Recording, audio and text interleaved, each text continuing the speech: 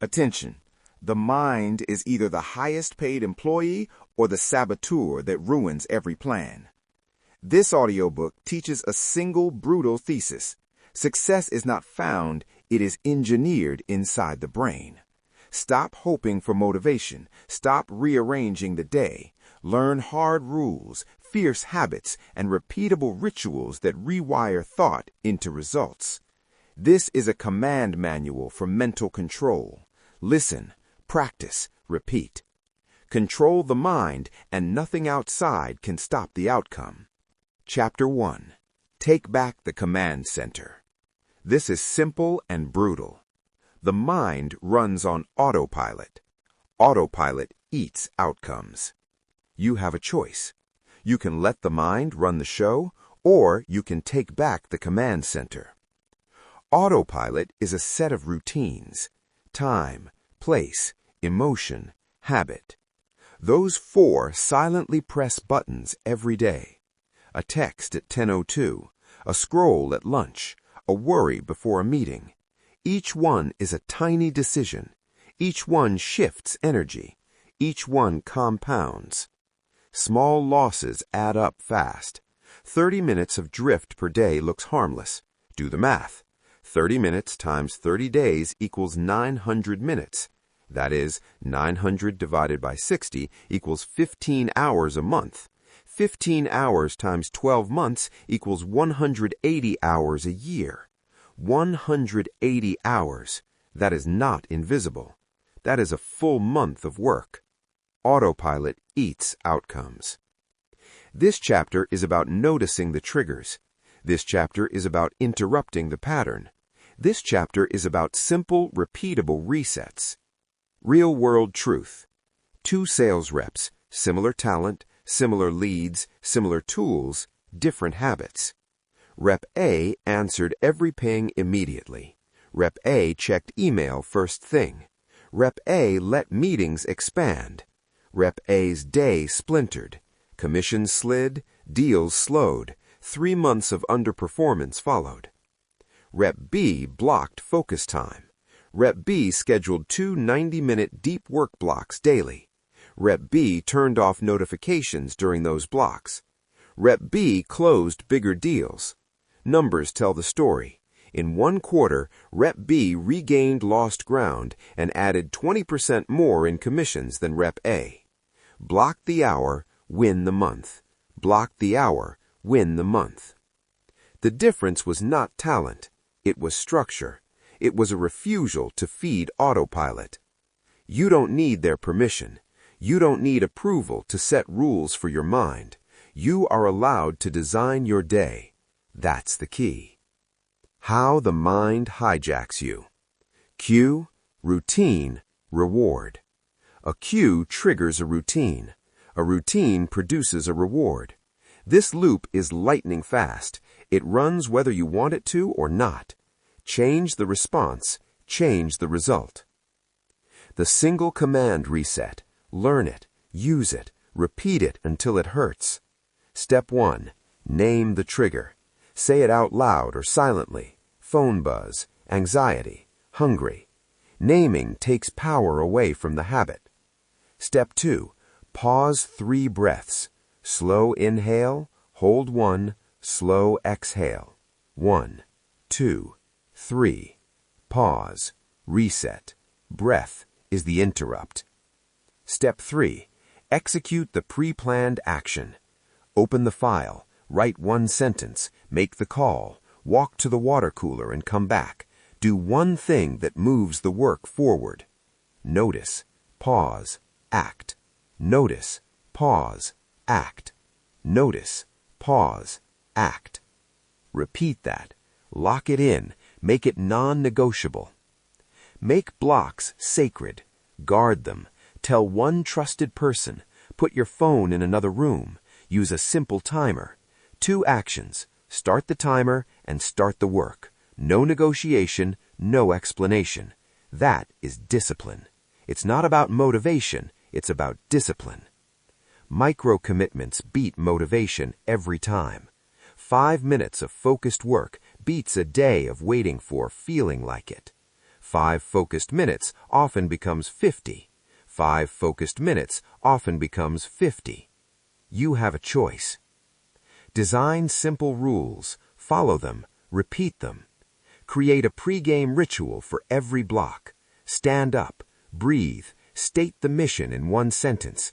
Make 3 outreach calls, write 500 words, then start. Rituals remove argument.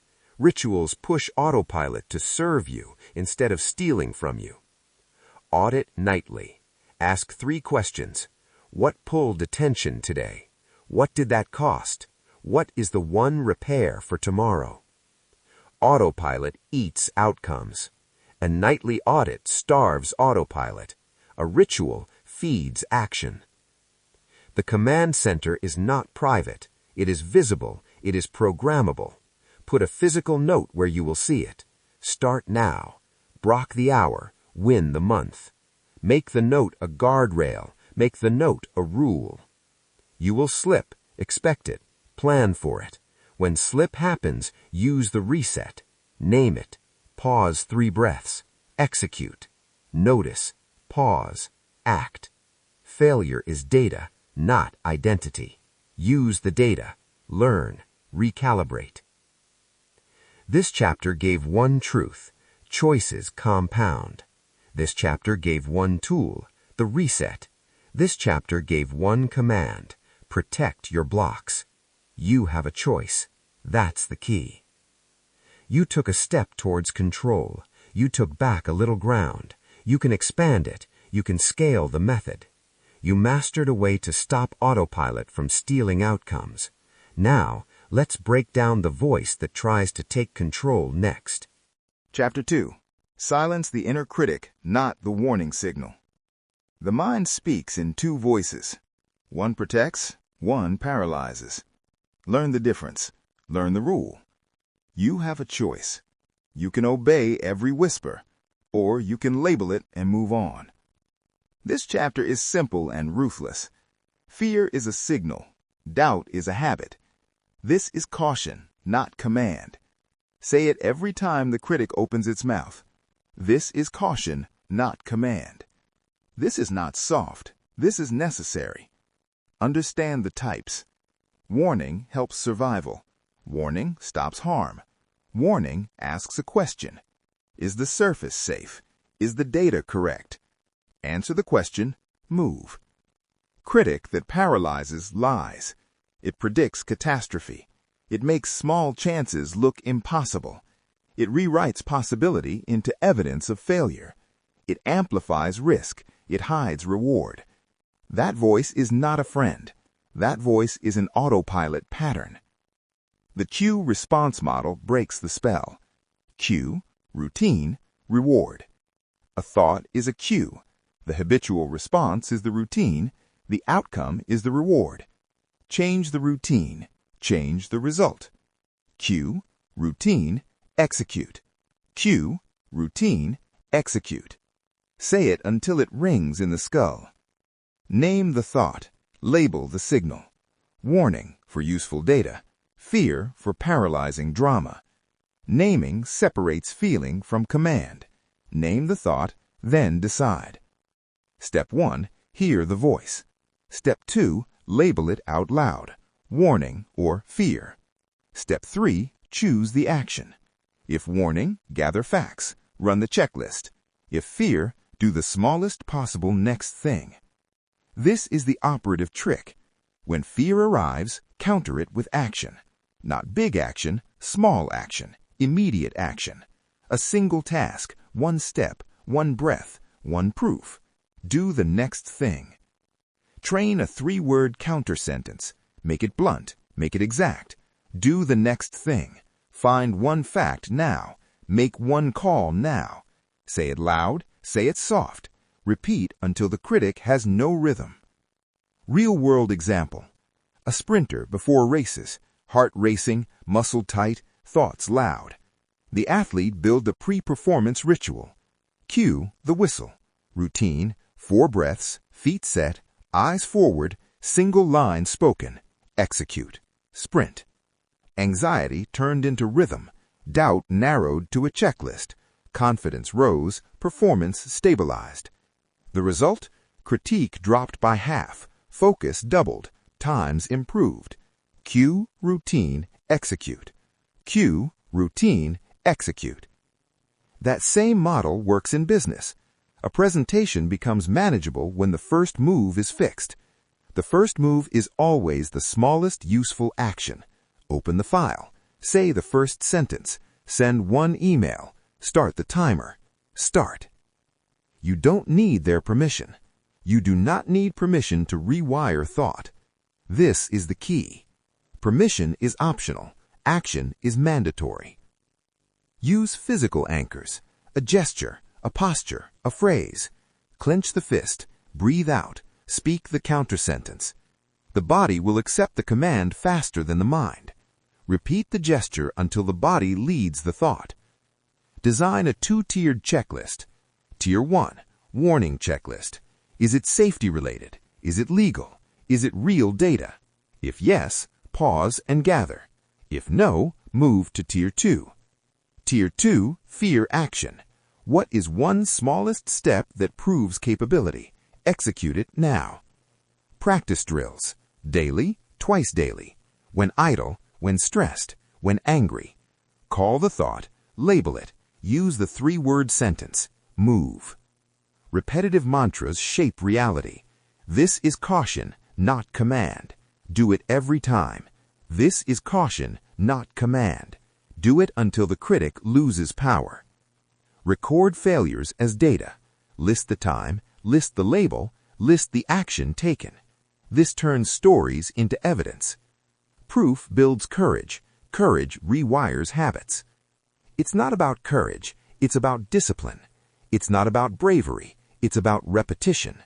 It's not about being fearless. It's about moving while afraid. It's not about waiting for permission. It's about engineering the first step.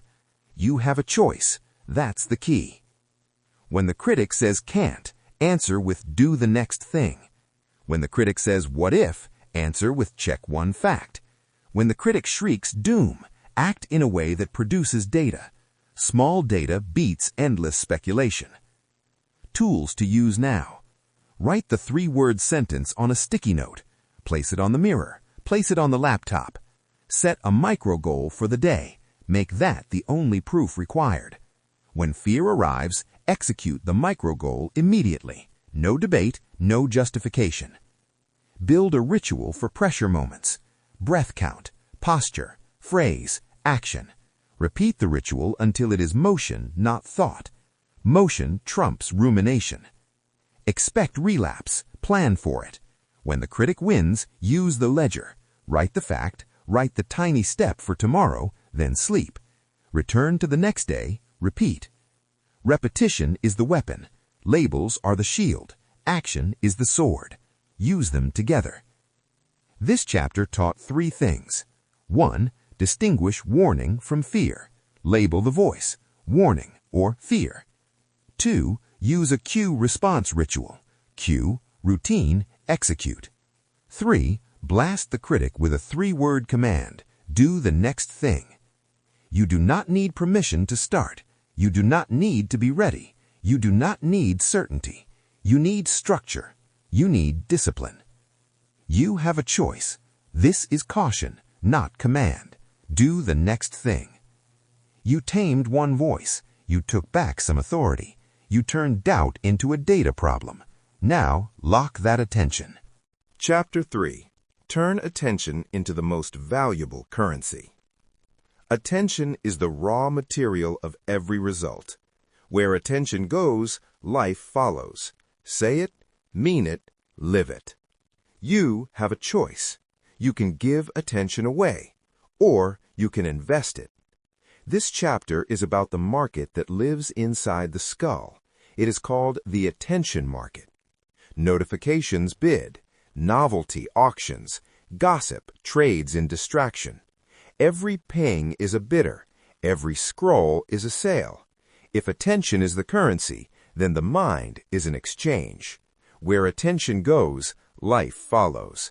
Where attention goes, life follows. This is not abstract. This is practical. This is profitable. Defend the auction. Protect the exchange. The problem is simple. Attention leaks. Small leaks become floods. A leak at lunch, a scroll at 8, a half-hour lost to shallow tasks. Multiply it, then measure the cost. Time, quality, momentum, income, relationships, all of it drops when attention is rented out. This is not about moralizing tech. It's not about demonizing apps. It's not about being a monk. It's about design. It's not about distraction. It's about discipline. That's the key. The attention market has rules. Learn them. Rule 1. Novelty wins. New things hijack focus. They promise rewards. The brain pays attention for novelty. Companies design for that. That is their job. Your job is different. Rule 2. Friction decides behavior. Where behavior is easy, attention flows. Where behavior is hard, attention stalls. Design friction deliberately. Rule 3. Compounded minutes build skill. An hour of uninterrupted deep work is not an hour of shallow tasks. It compounds. It builds momentum. It creates value. Now, the method. Practical, brutal, repeatable. First, batch everything. Batch everything to win time. Email twice a day. Messages in 2 windows. Social media in one 15-minute block. Phone in airplane mode during deep work. Batch everything to win time. Batching creates blocks.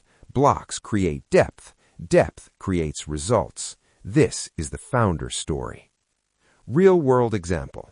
Founder, tech startup, constant messages, meetings stacked, output thin, stress high, growth stalled. Then a change. The founder committed to batching. 2 deep work blocks, 2 message windows, meetings limited to Mondays and Wednesdays, notifications off, phone on Do Not Disturb, calendar armor, no exceptions. The result? Output doubled in weeks. 2 product sprints finished in 1 month, investor deck polished, sales outreach multiplied, team clarity improved. The founder reclaimed evenings. The founder reclaimed sleep. Batch everything to win time. Batch everything to win time. You don't need their permission. You don't need validation to set these rules. You are allowed to defend your attention. That's the key.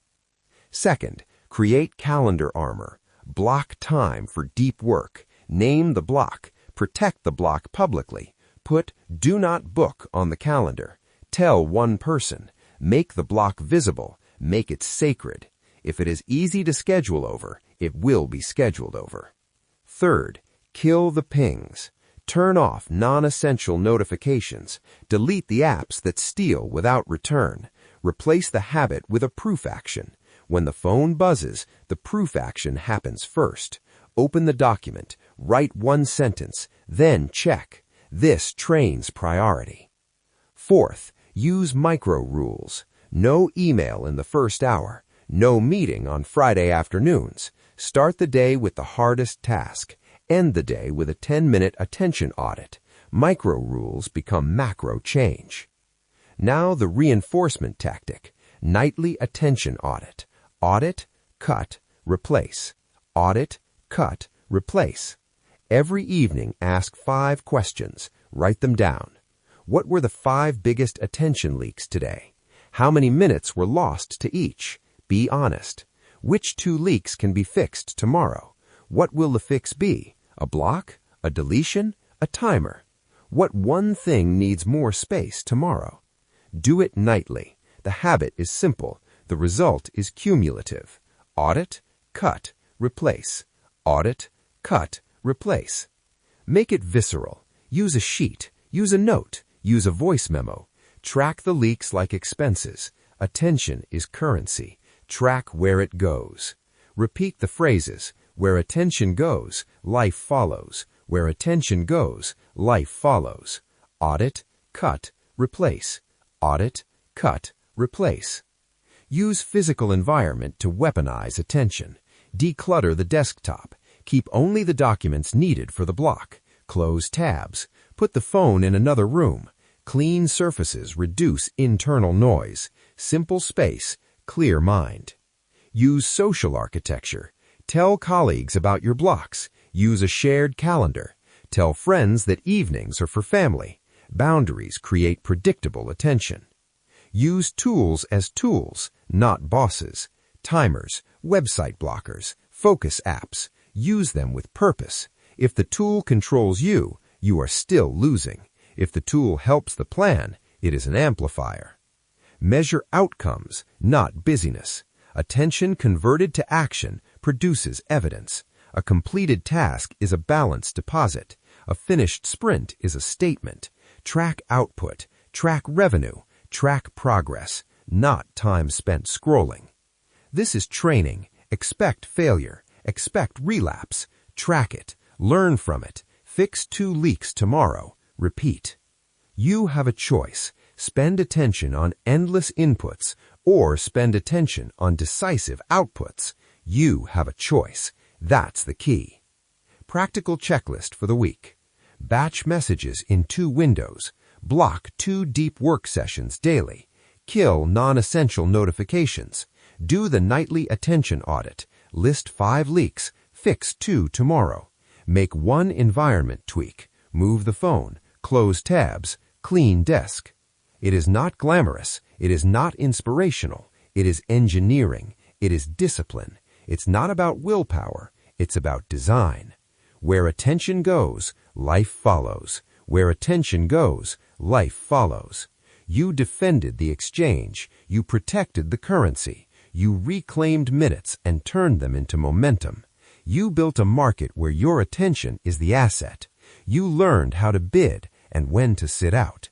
You rewired the auction. You won back time. You increased output. You hardened the mind. Now, program that output into repeatable behavior. Chapter 4. Program routines, not goals. This is ruthless and useful. Goals sound glorious. Systems produce results. Hear the difference. Repeat it.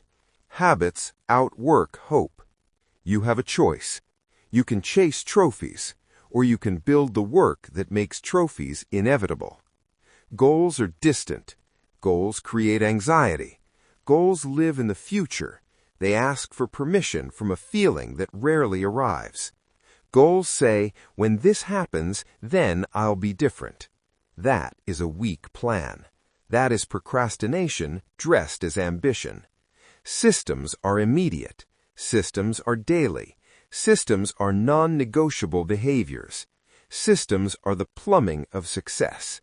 Habits outwork hope. Habits outwork hope. This chapter explains how to swap goals for systems. It explains why daily behavior beats inspiration. It gives a battlefield-tested method to turn intention into action.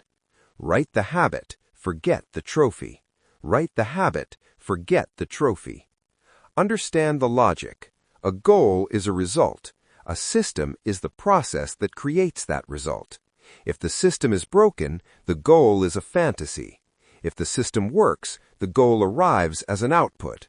That's the key. Example: an author wants a bestseller. A bestseller is a distant metric. It sits on a chart. It requires luck, timing, and distribution. The author who waits for the bestseller stalls. Anxiety builds. Writing becomes performance, not practice. Now the other author, the one who writes 500 words daily. 500 words every single day. No excuses, no mood checks. 2 minutes to start, then expand. The book finishes, then another, then an offer, then attention. Write the habit, forget the trophy. The habit created the outcome. The trophy followed. The trophy followed. This is not luck. This is engineering. You don't need their permission to set a rule. You don't need a committee. You don't need a green light from motivation. You need a system. The 2-minute anchor is the simplest weapon in this war. Make starting automatic. Make starting inevitable. 2 minutes, then more. Say it aloud. Tattoo it on the mind. Here is the method: brutal, practical, repeatable. Step 1.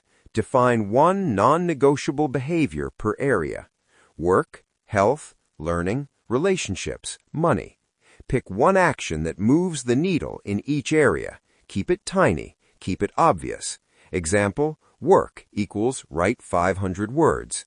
Health equals 5 minutes of movement. Learning equals 1 page. Relationships equals 1 meaningful message. Money equals review 1 number.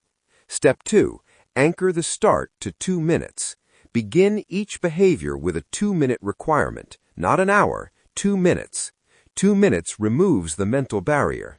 2 minutes makes the start achievable. 2 minutes triggers momentum. 2 minutes, then more. Step 3. Make the rule non-negotiable. Say it out loud every morning. This is the work. No excuses. Put it on the calendar. Protect it like a meeting. Guard the time. Ritualize the start. The ritual defeats debate. Step 4. Measure the smallest unit.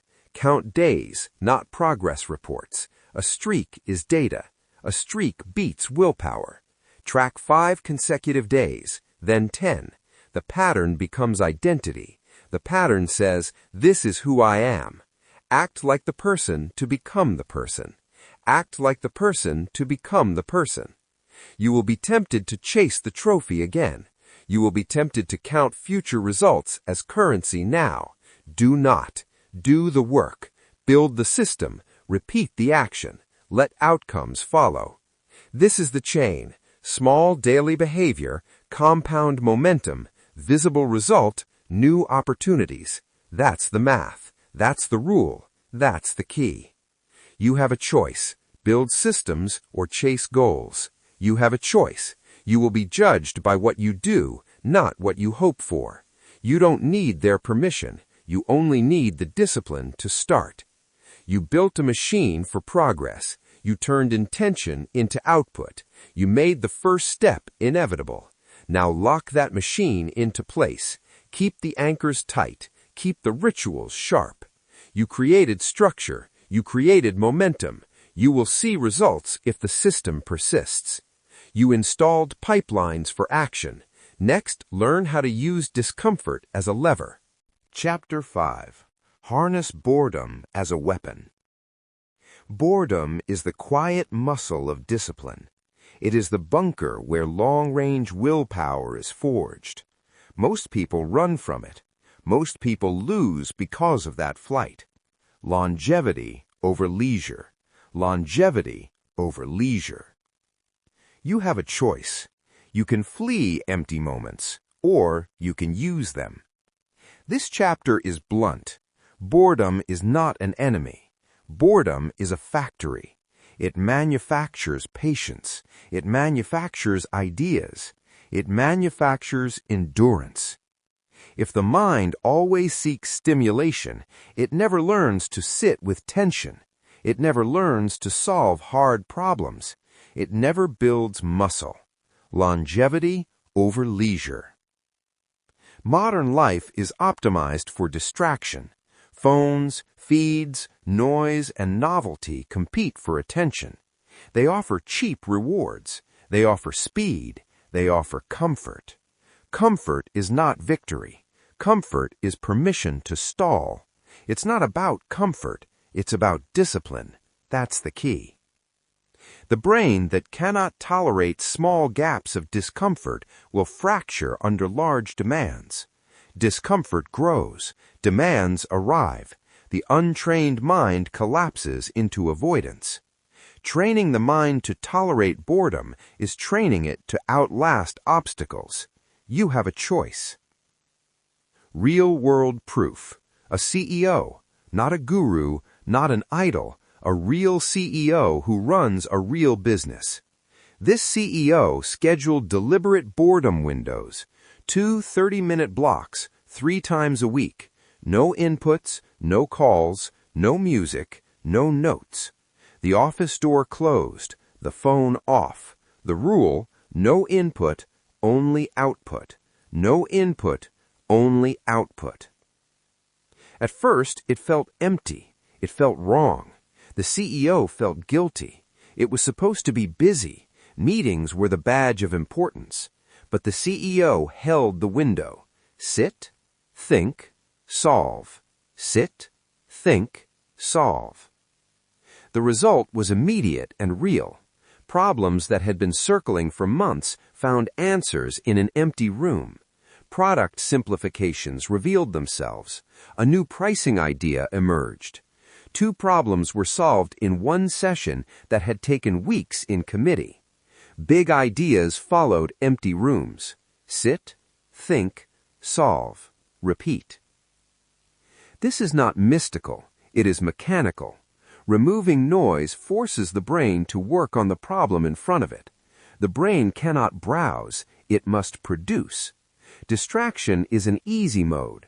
Boredom is the training mode. You don't need their permission to create boredom windows. You don't need approval to defend silence. You do need rules. You do need discipline. That's the key. Here is the protocol.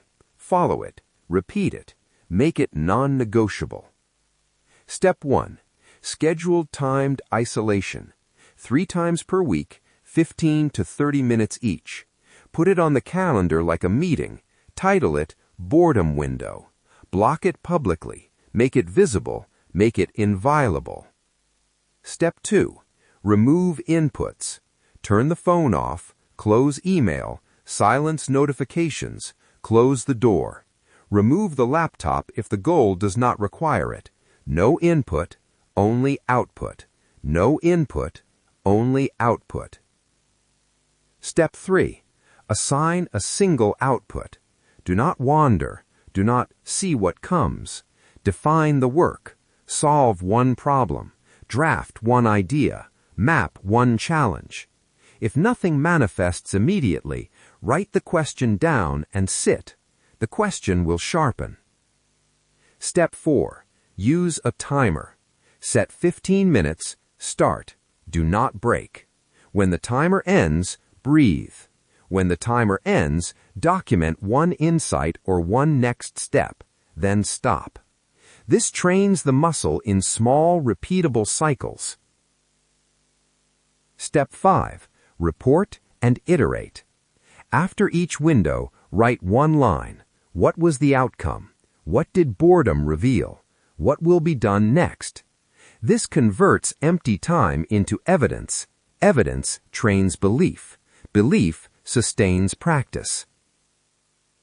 Repeat the phrase, no input, only output. Say it as you close the door. Say it on the first breath. The phrase anchors the mind. No input, only output. Why the shortest windows matter. 15 minutes is enough to force focus. Short windows avoid excuses.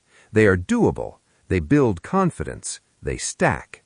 15 minutes, 3 times a week, compounds into hours of high-leverage thinking. Longevity over leisure. Longevity over leisure. Chapter 6. Condition emotions to serve decisions. Emotions are not orders. They are signals. Feelings inform. Do not dictate. You have a choice. You can be carried by a mood, or you can channel the message. This chapter is practical. It is not therapy. It is engineering. Emotions give data. Use the data. Turn feeling into function. That's the key. The brain sends feelings for a reason. Anger speeds reaction. Fear scans for threat. Excitement signals opportunity. Sadness asks for repair. Each emotion carries a natural action. Learn the mapping. Use it.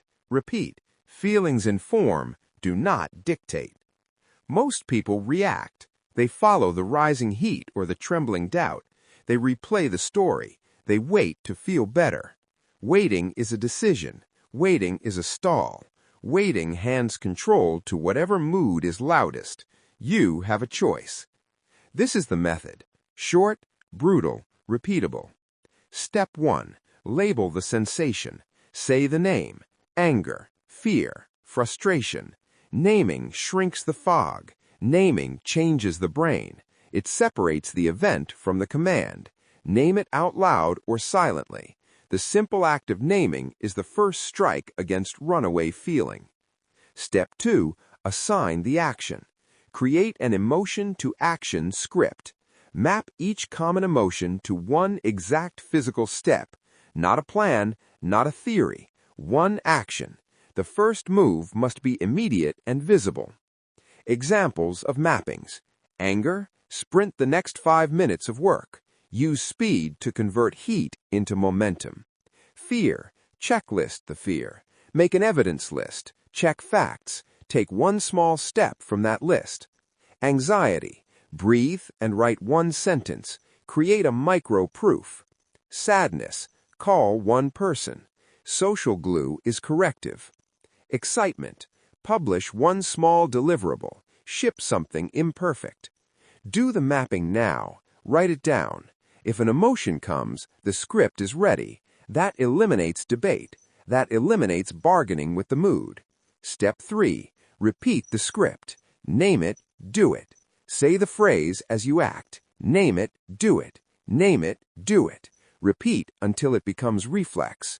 The phrase is short by design. It forces movement. Movement creates data. Data calms the mind. The negotiator story proves it. Real world, not hypothetical. A negotiator faced larger deals. Stakes rose. Fear arrived before every closing. Fear looked like a list of catastrophic outcomes. The old reaction was paralysis. The negotiator would rehearse reasons to avoid the call. Then a change. A rule was made. Checklist the fear. The negotiator wrote a brief checklist the moment panic appeared. Item 1, confirm facts. Item 2, list 3 possible responses. Item 3, pick the smallest action now. The first action was always a phone call to a single stakeholder. One call, one fact, one small win. Results? Tougher deals closed. Speed increased. Confidence built. What used to be procrastination became procedure. Checklist the fear. Checklist the fear. The phrase anchored the behavior. The negotiator conditioned fear to serve decision. You can do the same. You don't need their permission. You don't need to wait for courage. Discipline creates courage. That's the key.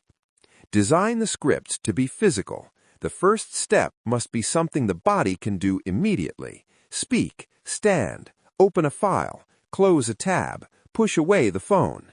Physical steps interrupt rumination. They translate feeling into action. Create a short library of scripts, 5 to 7 templates that cover your common triggers. Post them where you will see them. Mirror, desk, phone lock screen. The visual cue short-circuits the argument. See the cue, execute the script. Train with drills, daily, twice daily. Use small provocations to practice the mapping. For 3 minutes, intentionally summon a mild annoyance. Name it. Run the script. Do the physical step. Log the result. Repetition breeds fluency. Fluency makes emotion an instrument rather than a tyrant. Use micro-routines for high-pressure moments. Pre-plan your emotional responses for meetings, calls, and deadlines. Before a meeting, choose the likely emotion and the script. Before a client call, promise yourself, if fear arrives, checklist the fear. One call, one fact, one small win. This reduces reactivity. This raises execution. Record evidence. After action, write one line. What happened? What did the script produce? What did the emotion change into? Over time, the ledger becomes proof that scripts work. Proof beats story. Proof rewires expectation. Expectation changes outcome. Remember the rule. Feelings inform, do not dictate. Repeat it often. It is the keystone phrase. Use it when the heart races. Use it when the mouth tightens. Say it and move. The phrase is short. It is sharp. It is effective. This is not about denying emotion. It is about redirecting it. It is not about being cold. It is about being strategic. Emotions are data points. Decisions are operations. Combine data with action. When fear is loud, break it down. Checklist the fear. Make a 3-line fact sheet. Tick one fact. Do one step. Name it. Do it. The fear reduces into a process. Process beats panic. When anger is hot, use it for speed. Do 5 minutes of high-leverage work. Use the energy before it dissipates. Convert heat into output. Name it. Do it. When sadness wants withdrawal, pick one social corrective. Call, send a message, reconnect. Name it. Do it. You will fail. You will fall into old reflexes. When that happens, do not narrate, do not justify. Use the reset. Name the slip, note the script, and practice tomorrow. Failure is feedback, not verdict. Failure is data. Use it. Learn from it. This is not about being fearless. It is about being effective. It is not about perfect control. It is about managing the first step. Small, immediate, physical. That's the key. Practice tonight.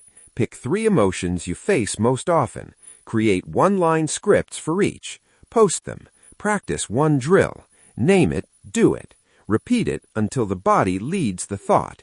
You conditioned emotions to serve decisions. You turned heat into speed and doubt into checklists. You made feelings functional. Now use that control to strip distractions from life. Chapter 7. Remove inputs that steal power. Inputs build identity. Inputs shape moods. Inputs erode will. Out with the weak input. Out with the weak input. You have a choice. You can feed the mind cheap calories, or you can fuel it with high-grade material.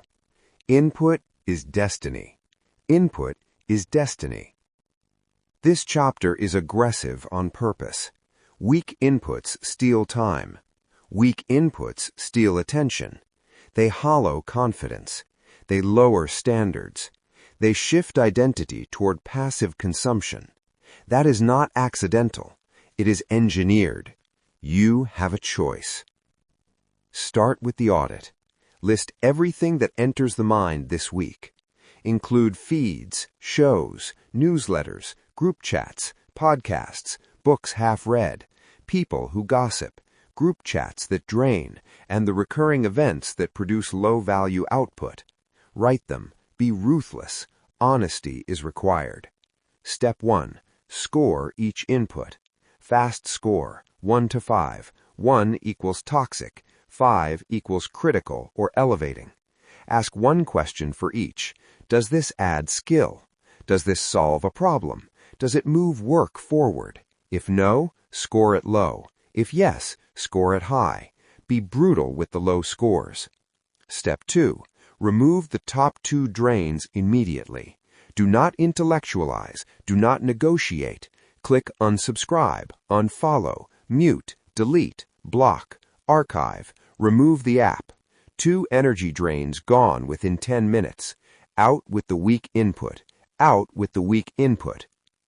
The designer example proves the math. A working designer scrolled feeds for inspiration at night. Hours disappeared. Skill practice vanished. Client work arrived late and thin. Quality slipped. Anxiety rose. The designer chose one action: delete low-value feeds. Unfollowed 40 accounts that produced noise, not insight. Turned off late-night scrolling. Replaced that time with 2 focused practice sessions. Client work improved. Rates rose. Projects multiplied. Input is destiny. Input is destiny. This is not about judgment. It is about results. If an input does not produce an outcome, it is a cost. Trim the cost. That's the key. Make the purge ritual sacred. 60 minutes, once a week. Purge and plant. Purge and plant. How to run the 60-minute purge. Minute 0 to 10. Setup. Open a fresh document. Title it Input Audit Week X. Pull up all subscription lists, social accounts, podcast lists, and bookmarks. Get coffee. Commit to the hour. Minute 10 to 25. Quick scan. Go through each feed. Unsubscribe where the value is thin. Mute groups that drain. Unfollow accounts that produce no practice. Delete newsletters that are habit, not help. Minutes 25 to 40. Email triage. Create filters. Label senders into folders. Action, read later, low value. Auto-archive the noise. Unsubscribe from low-value lists. Move the high-signal ones to a priority folder. Minutes 40 to 50. Social and device armor. Turn off notifications for low-priority apps. Move the time-wasting apps off the home screen. Use screen time limits. If an app steals repeatedly, delete it. Purge and plant. Minutes 50 to 60. Plant one high-quality input. Add one podcast that teaches skill. Bookmark one long-form essay collection. Subscribe to one newsletter that contains research or tutorials. Add one focused learning video playlist. Replace the weak with the strong. Purge and plant. Purge and plant. Repeat the ritual weekly. Track the changes. Measure evenings reclaimed. Measure minutes returned. Measure improvement in work quality. Data confirms decisions. Data reduces debate. Design rules for the daily life. Examples. Rule: no social media before 7 p.m. Rule: one news check per day, 15 minutes. Rule: only subscribe to 3 newsletters, rotate quarterly. Rule: no group chats after 9 p.m. Notify people of the boundary in advance. Rule: one in-person social energy audit per month. Cut or keep. You don't need their permission. You don't need to explain. You are allowed to defend the inputs that shape you. That's the key. Think beyond screens. Inputs include people. Evaluate conversations. Who elevates? Who drains? Who criticizes without offering solutions? Who extracts time without producing reciprocity? Trim social inputs the same way. Reduce contact, set time limits, or step back. Replace shallow relationships with one high-value connection. Input is destiny. Input is destiny. Physical inputs matter too. The environment shapes thinking. Cluttered desks produce cluttered thinking. A noisy room increases reactive behavior. Clear surfaces. Keep one book on the desk. Keep one task visible. Make the workspace a filter. Out with the weak input. Audio inputs count. The wrong music, the wrong podcast at the wrong time steals cognitive capacity. Curate soundscapes that support the task. Use silence as an input. Silence is not empty, it is selective. Use it. Training the mind requires scarcity. Limit choices. Excess choice drains decision energy. Reduce the options for what to consume. Narrow the menu. The narrower the menu, the deeper the practice. This is not deprivation. This is focus. Longevity over leisure. Longevity over leisure. Use tools to enforce new inputs. Filters, blockers, and curated feeds become extensions of willpower. But remember, tools are servants, not masters. If a tool produces distraction, change the tool. If a tool amplifies learning, keep it. Input is destiny. Create a growth shelf, one place where high-quality inputs live. 3 books, 2 podcasts, 1 course, 1 mentor contact. Rotate materials monthly. Visit the shelf daily. Learn deliberately. Replace passive scrolling with active study. Accountability increases success. Share the purge ritual with one person. Report what you removed. Report what you added. The social cost of slipping becomes a lever. Use it. Use it until the new inputs become a habit. Document the effect. Weekly, answer 3 questions. What did removing inputs free? What time was reclaimed? What work improved? Use the answers as proof that the purge works. Proof becomes faith. Faith sustains habit. That's the key. You will resist. The mind will argue for novelty. Just one more scroll, it will say. One more clip. The mind will sell you comfort. Recognize the pitch. Use the audit. Use the ritual. Do not bargain. Out with the weak input. This chapter delivered a method. Audit your inputs, score them, remove the top drains, run the 60-minute purge each week, replace the weak with one high-quality input, purge and plant, purge and plant. You have a choice. You can be shaped by noise, or you can shape your inputs. You don't need their permission. You only need discipline. You cleared the field. You reclaimed the currency of attention. Now use that clarity to make risk useful. Chapter 8. Train failure like a skilled muscle. Failure is not the enemy. Failure is the curriculum. Fail small. Learn fast. Move on. You have a choice. Treat failure as verdict, or treat failure as data. Choose data. That's the key. This chapter is brutal and practical. It will reframe loss from shame into information. It will teach how to run cheap experiments. It will teach how to convert mistakes into strategy. Fail small, learn fast, move on. Start with a truth. Most big bets fail because they were built on faith, not tests. Long projects hide assumptions. Long timelines hide mistakes. A 6-month monolith can hide an obvious flaw for months. A 1-week test exposes it in days. Faster failure saves time, money, and pride. Test, measure, kill, or scale. You don't need their permission. You do not need a green light from a committee. Run small tests within your control. Small experiments do not ask for permission. They demand honesty. That's the key. Design for cheap failure. Cheap failure means low cost, fast feedback, and clear metrics. It looks like prototypes, not product launches. It looks like mock-ups, not massive refactors. It looks like one landing page, not a full marketing funnel. Cheap failure means learning without catastrophic loss. The method is simple. Follow these steps. Step 1. Frame the hypothesis. Write one sentence. If we do X, then Y will happen. Keep it narrow. Keep it testable. A hypothesis is a bet on behavior, not on hope. Step 2. Choose one metric. Pick the single number that proves or disproves the hypothesis. Clicks, sign-ups, replies, time on page, conversion rate. Keep it focused. Measure the thing that matters. Step 3. Design the smallest possible test. What is the least you can build to get an answer? A single ad, a 1-page sign-up form, a simple email, a 1-week pricing change, one small move. Execute quickly. Step 4. Set a time box. 1 week, 2 weeks, no more. Time boxes force clarity. They prevent endless tinkering. They create urgency. Test, measure, kill, or scale. Step 5. Define stop criteria.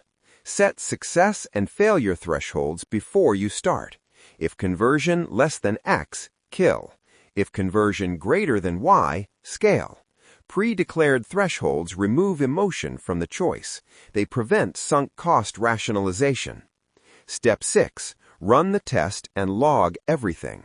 Document the inputs. Document the context. Document the result. Document what was learned. Ledger equals leverage. Ledger equals leverage. Repeat the phrase. Fail small, learn fast, move on. Test, measure, kill, or scale. Ledger equals leverage. Real-world example. A product team faced a growth problem. They debated a 6-month rework. Instead, they built 5 one-week experiments. Each experiment was trivial. A different headline, a new CTA, a simplified sign-up flow, a pricing tweak, an onboarding email. Each test lasted 1 week, tracked a single metric, and had a preset stop rule. Results arrived quickly. 2 tests flopped. 1 test produced a 12% lift. 1 test revealed a technical bug preventing conversions. 1 test showed 0 lift but revealed a behavioral insight that guided the next test. The team killed the losers fast. They doubled down on the winner. The rebuild never happened. They reached product market fit faster. Test, measure, kill, or scale. That is the math. Fast experiments produce more learning than long deliberation. Fast experiments reduce regret. Fast experiments produce options. Options win. Now the discipline. You must institutionalize fast failure. Create the failure ledger. The ledger is simple. It is not a confession booth. It is a database of learning. Each entry includes date, hypothesis sentence, test design, metric tracked, outcome numbers, what was learned, next action. Keep it visible. Review it monthly.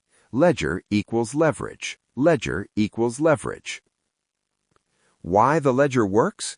It converts anecdotes into trends.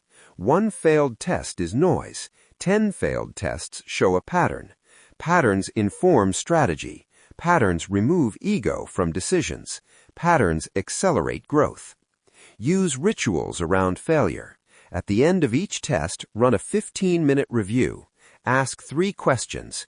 Did the test answer the hypothesis? Yes or no? What specific evidence supports that answer? Numbers only. What is the single next step? Kill, iterate, or scale? Record the answers in the ledger. Make the next step immediate. If iterating, define the smallest tweak. If killing, archive the idea and note why. If scaling, schedule follow-up tests to optimize. Budget for failure. Allocate a predictable portion of time and resources to experiments. If everything must be perfect, no experiments will run. If nothing can be lost, nothing can be learned. A disciplined budget removes paralysis. You have a choice. That's the key. Teach teams to fail quickly. Make it normal. Celebrate lessons, not illusions. Reward decisive learning. Remove punishment for honest experiments. If a person runs 10 tests and learns 10 things, they are performing. If they are scared to test, they are hiding. Avoid 2 traps. First trap, vanity metrics. Tests that measure clicks but not retention. Second trap, endless iteration. Tests without stop rules become projects. Use the ledger and the time box to avoid both. Practice drills you can do this week. Run a 7-day headline test on your top landing page. 1 metric, preset thresholds, log the outcome. Send 1 experimental email to 10% of your list. Measure replies, kill or scale. Log learning. Try a pricing micro-test for 1 product feature with a small cohort. Track conversion. Decide with a rule. Log result. Repeat the slogans until they become action. Fail small, learn fast, move on. Test, measure, kill or scale. Ledger equals leverage. Remember the mindset shift. It's not about avoiding failure. It's not about fear of looking foolish. It's not about paralysis by perfection. It's not about being flawless. It's about disciplined experimentation. That's the key. Failure will bruise the ego. It will not ruin the mission. The ledger will prove that learning compounds. The experiments will produce options. The options create leverage. Leverage produces results. You practiced running cheap experiments. You built a ledger to turn losses into strategy. You normalized the habit of quick learning. You trained failure like a skilled muscle. Now lock that learning into identity. Chapter 9. Lock in identity through repetition. Identity is not declared. Identity is demonstrated. Act like the person to become the person. You have a choice. You can talk about who you want to be, or you can prove it with what you do. Choose proof. That's the key. This chapter is about one truth. The brain believes evidence, not intentions, not wishes, not plans. Evidence. Every action is a vote. Every repetition is a signal. Stack enough signals and the mind accepts it as truth. That is how identity is built. Most people try to change identity with words. I want to be disciplined. I want to be consistent. I want to be successful. That is noise. Words without action are lies the brain ignores. You don't become disciplined by saying it. You become disciplined by acting like it, again and again and again. Act like the person to become the person. Repeat it. Act like the person to become the person. This is not motivational. This is mechanical. The brain asks one question: what do you do consistently? The answer becomes identity. If you write daily, you are a writer. If you train daily, you are an athlete. If you show up daily, you are reliable. It is that simple. It is that hard. Real-world example: a runner who was not a runner. This person did not start with miles. This person started with 5 minutes. 5 minutes of movement, that's all. Every day, no excuses. Shoes on, timer set, move for 5 minutes. Some days it felt pointless. Some days it felt too small. But the rule stayed. 5 minutes now, miles later. 5 minutes now, miles later. Weeks passed. The identity started shifting. I'm someone who shows up. I'm someone who runs. 5 minutes became 10. 10 became 20. Miles followed naturally. The identity pulled the behavior forward. Not force, not motivation, identity. This is the system. Identity first, evidence second, repetition always. You don't need their permission. You don't need validation. You need proof. That's the key. Now the method. Follow it exactly. Step 1. Choose the identity. Be specific, not vague, not successful. Choose writer, builder, runner, closer, learner.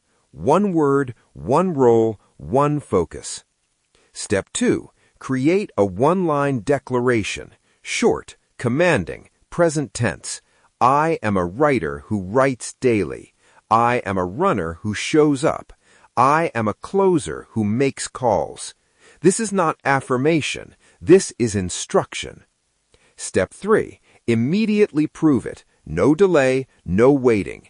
After the declaration, act. Write one sentence. Do 5 push-ups. Make one call. Read one page. Declare, do, confirm.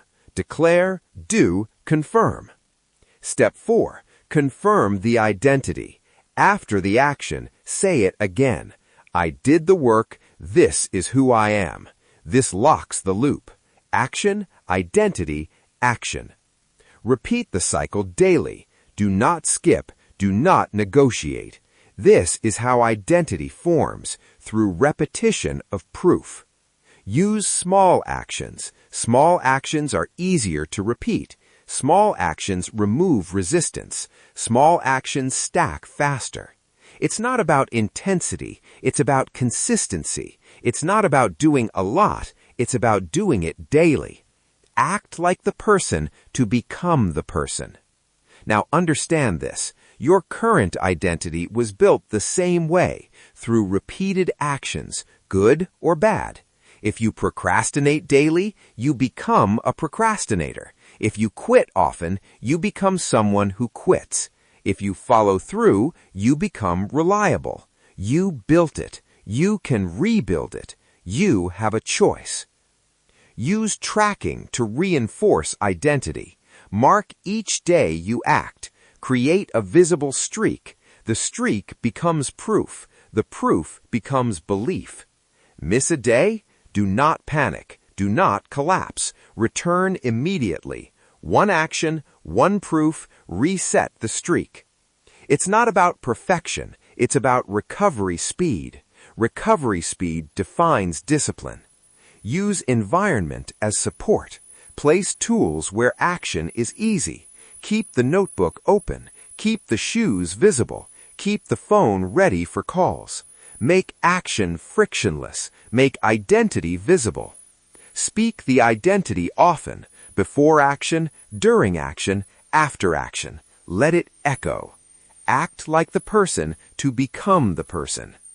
Use social proof carefully. Tell one person, Not everyone. Let actions speak louder than announcements. Do not chase validation. Chase repetition. Validation fades. Identity stays. Avoid identity conflict. Do not declare one thing and act another way. That creates internal friction. That destroys trust with yourself. Keep it aligned. Say it, do it, confirm it. Declare, do, confirm. Repeat until it is automatic. Repeat until it is boring. Repeat until it is undeniable. The goal is not to convince others. The goal is to convince yourself. Because once the mind believes, behavior follows without force. This is power. Quiet, relentless, compounding power. This chapter gave you the blueprint. Choose identity, declare it, prove it, repeat it. Act like the person to become the person. You built evidence. You stacked proof. You reshaped identity through repetition. Now there is one final move. Make success unavoidable by design. Chapter 10. Design the environment to force success. Willpower is unreliable. Environment is predictable. Design removes decision. You have a choice. Rely on motivation that fades, or build a system that carries you. Choose the system. That's the key. Most people try to win internally. They fight their mind every day. They negotiate with distractions. They depend on feeling ready. That is a losing strategy. The truth is simple. Environment wins where willpower fails. If junk food is on the table, it will be eaten. If your phone is beside you, it will be checked. If your workspace is chaotic, your mind will follow. It's not about weakness, it's about exposure. You don't rise to your intentions, you fall to your environment. Design removes decision. Repeat it. Design removes decision. This chapter is about control, not control of feelings, control of surroundings. Because when the environment is right, success becomes automatic. You don't need their permission. You don't need more discipline. You need better design. Now understand this. Every environment is already shaping you. Your room, your phone, your friends, your schedule, your inputs. They are either pulling you forward or dragging you back. There is no neutral. So you redesign everything. Start with the physical environment. Your space must reflect your goals. Clear the clutter. Remove distractions.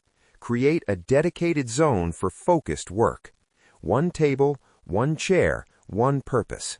No TV, no noise, no chaos. When you sit there, you work, nothing else. This is conditioning. The brain links location to behavior. Same place, same action, same result.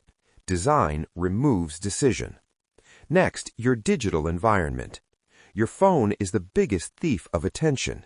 Notifications, social feeds, endless scrolling. You must control it, or it will control you. Turn off non-essential notifications. Delete apps that waste time. Move distractions off your home screen. Use your phone as a tool, not as an escape. If it's easy, it happens. If distraction is easy, distraction wins. If focus is easy, focus wins. Choose what is easy. Now, your social environment. People influence behavior more than you think. If you are surrounded by distraction, you will become distracted. If you are surrounded by discipline, you will rise. Choose proximity carefully. You don't need many people. You need the right people. Accountability matters. One person checking in is enough. Share your targets. Report your actions. Not for validation, for pressure. Pressure creates consistency. If it's easy, it happens.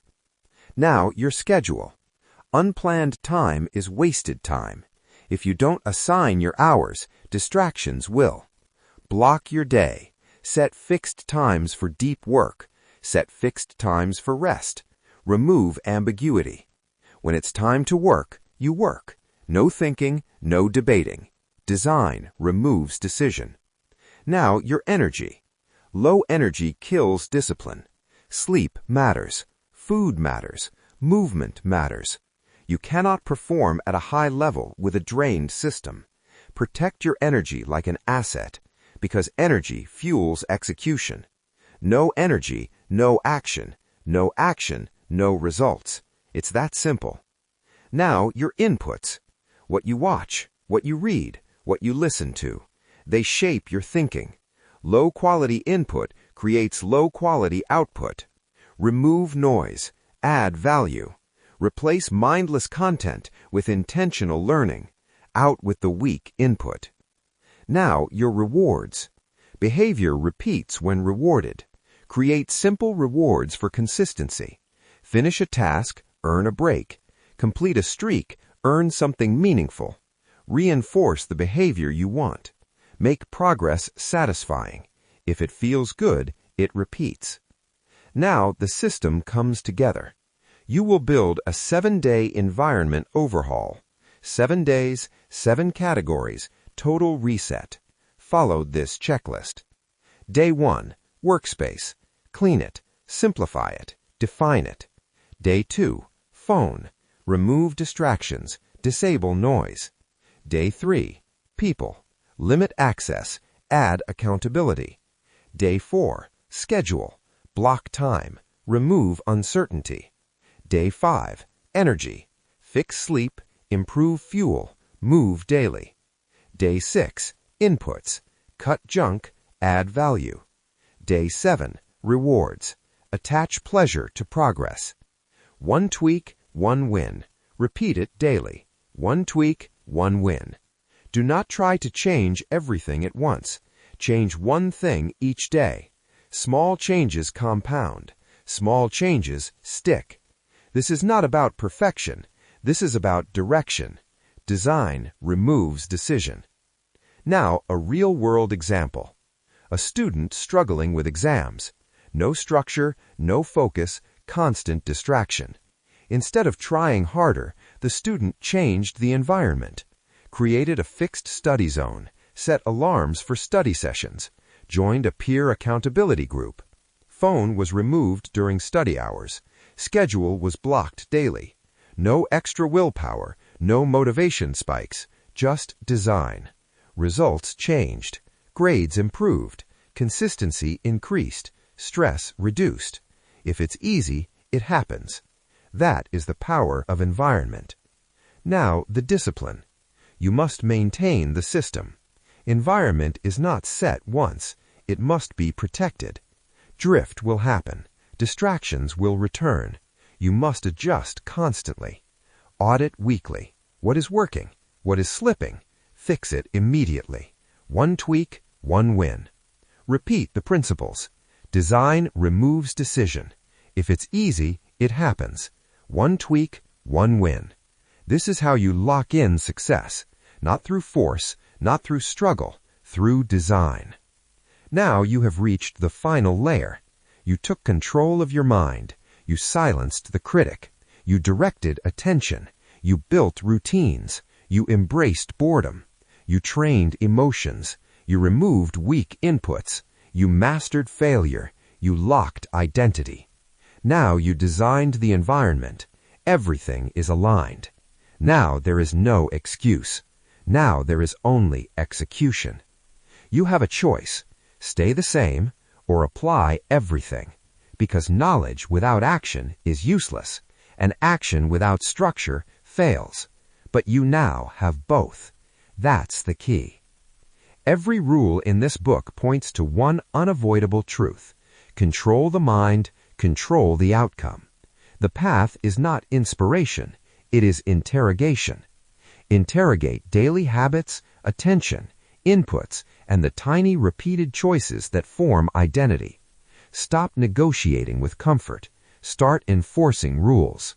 For the next 30 days, pick one habit from this book, execute the 2-minute anchor, log every slip, and purge one toxic input every week. Results will not beg. They will arrive from repetition. Now, a direct challenge. commit to the first 7 days and leave a time-stamped comment below with the start time. If discipline matters, act on it. If results matter, do it now. Like this video, subscribe to MindShift audiobooks, and return for the next transformation.